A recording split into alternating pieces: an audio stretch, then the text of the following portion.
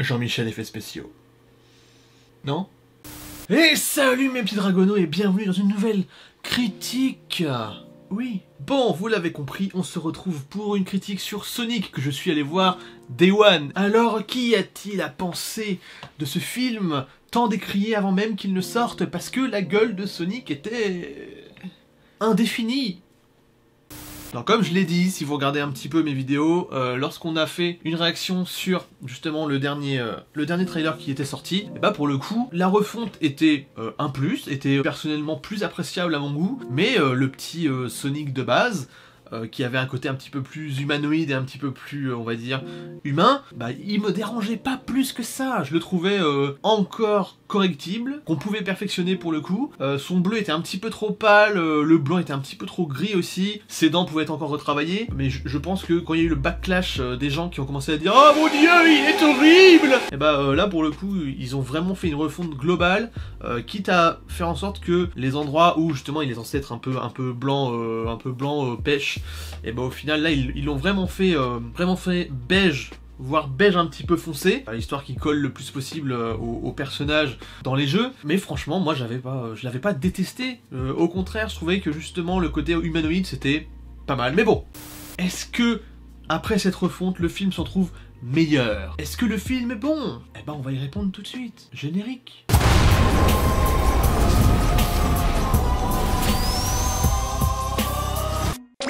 On va commencer par le commencement, et ça tombe bien parce que c'est mieux de commencer une histoire par son début. Ouais. On nous explique un petit peu d'où vient Sonic, le pourquoi du comment, qui l'a élevé, tout ça. Et honnêtement, ça m'a pas mal étonné de me retrouver avec une origin story pour Sonic. J'ai été très étonné qu'on étoffait justement le lore du personnage en utilisant à bon escient tout ce qui avait été implémenté grâce au jeu, surtout ce qui se passe un petit peu avec les équidnés, qui sont apparemment des antagonistes dans le même monde que Sonic. Mais pour le coup, je vais pas en dire plus, parce que sinon ce serait spoiler un petit peu ce petit passage assez cool pour le coup, parce que franchement je m'attendais pas à ce qu'ils explorent ça. Je m'attendais plutôt à ce qu'on se retrouve avec un film plutôt basique qui te propose un personnage sans trop rentrer justement dans les détails de son origin story, qui peut justement ensuite être fait en spin-off, un peu comme X-Men Origins Wolverine, après qu'il y ait plein de films déjà qui aient développé son caractère. J'ai pas aussi compris pourquoi tout le monde était ultra attendri devant bébé Sonic, parce que honnêtement il est tout boudiné, il est mignon mais c'est tout, un peu.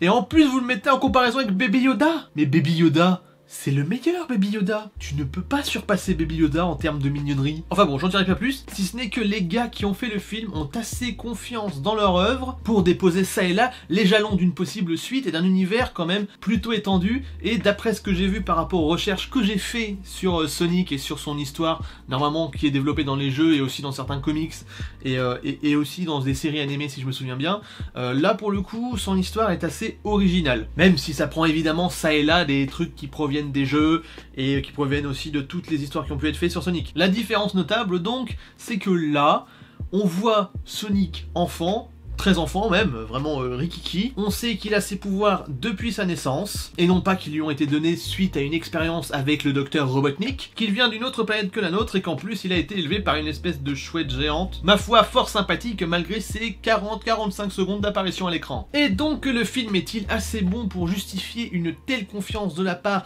des studios qui l'ont fait, malgré les petits soucis qui ont engendré la refonte graphique du personnage? J'ai envie de te dire oui. Le film n'a rigoureusement rien d'exceptionnel, mais il est bon. En revanche, et vous savez que c'est un truc qui m'avait pour le coup pas mal rebuté, c'est que le doublage, il est pas très convaincant. Tout d'abord, je vais quand même faire un mea culpa parce que j'avais dit que apparemment, vu la bande-annonce en VF, le doublage de Malik Bentala allait être tout moisi du cul, et bah bizarrement, c'est le moins aux fraises de tous. Je dirais même que pour le coup, il est assez étonnant. Je m'attendais pas du tout à ce qu'il réussisse à donner un peu vie au hérisson. Je trouvais que, tout simplement que c'était mal joué, mais en même temps, c'est pas pour parler de sa qualité en tant qu'acteur, parce que acteur et acteur de doublage, c'est absolument pas le même métier. D'ailleurs, ça vaudrait peut-être le coup que j'en parle un jour. Sinon, si vous voulez la chaîne d'un passionné, il y a Mr. Fox. Je disais donc qu'il est pas vraiment aux fraises, en tout cas comparé aux autres. Excepté pour le personnage de Tom Wachowski, tout le monde semble endormi. Le doubleur habituel de Jim Carrey est en sous-régime pendant tout le film. Et même quand il essaie de suivre les petites folies habituelles de Jim Carrey, il semble s'en battre monumentalement les couilles. Et ça fait perdre tout intérêt au personnage. Un personnage joué par Jim Carrey.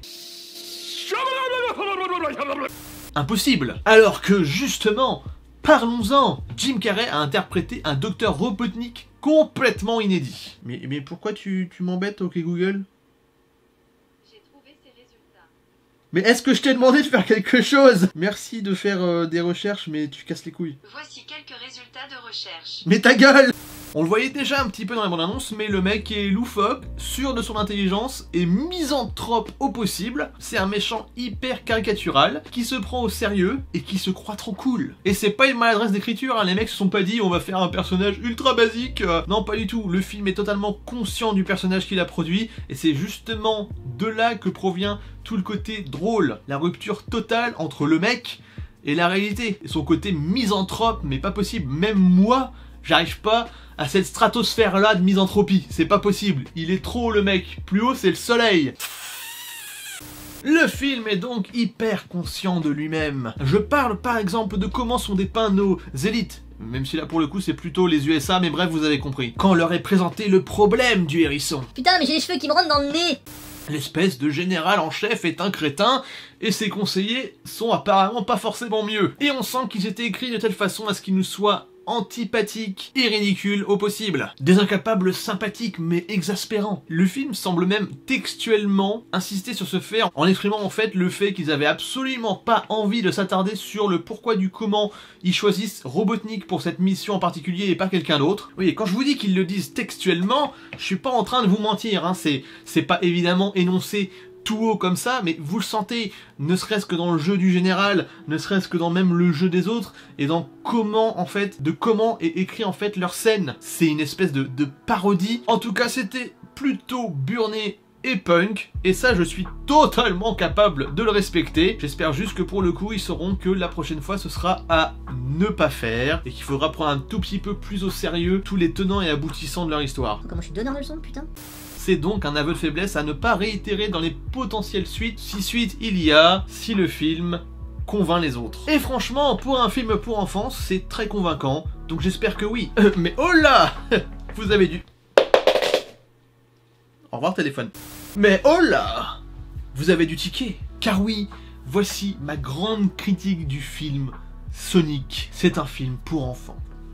D'un public adolescent visé pour les jeux, en tout cas au début de la carrière du hérisson supersonique. Là on est clairement en présence d'un film qui se veut totalement feel good, sans prise de tête et calibré pour les enfants. Les blagues ne sont jamais trash, même si pipi caca par moment. En même temps, ça c'est pas super grave, ça me fait rigoler. Les personnages sont toujours polis, y a pas un seul gros mot, même pas un petit merde, hein. Non, non, non. Ni un bordel. Les balles et les explosions volent dans tous les sens, mais jamais personne n'est blessé. Personne, jamais, ne meurt. Et il n'y a aucune, zéro goutte de sang.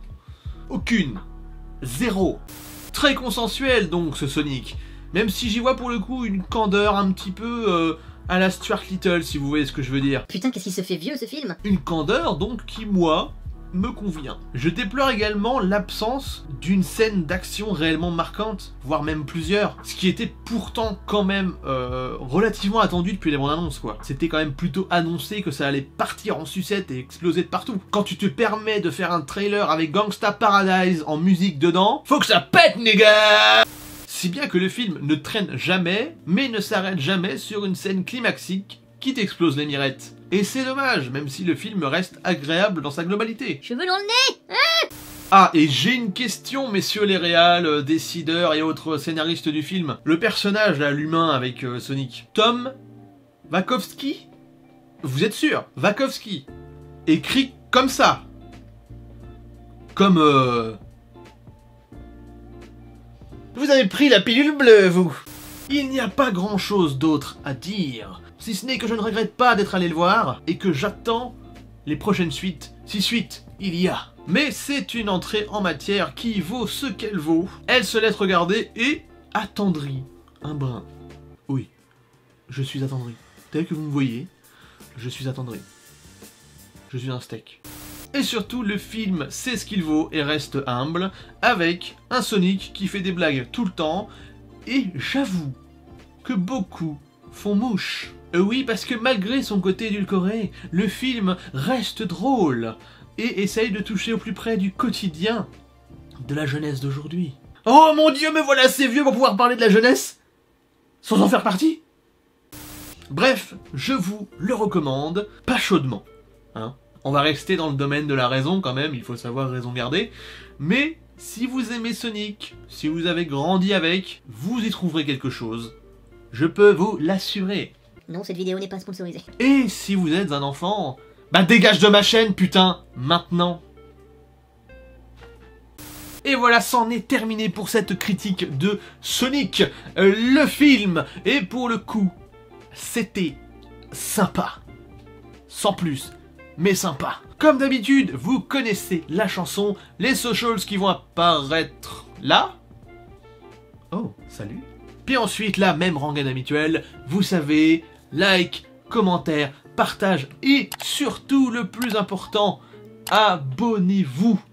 Nous ne sommes encore que 72, il est temps que nous dépassions les 1000. Ouais, dans ma tête, je me dis que 900 de plus, c'est pas grand chose.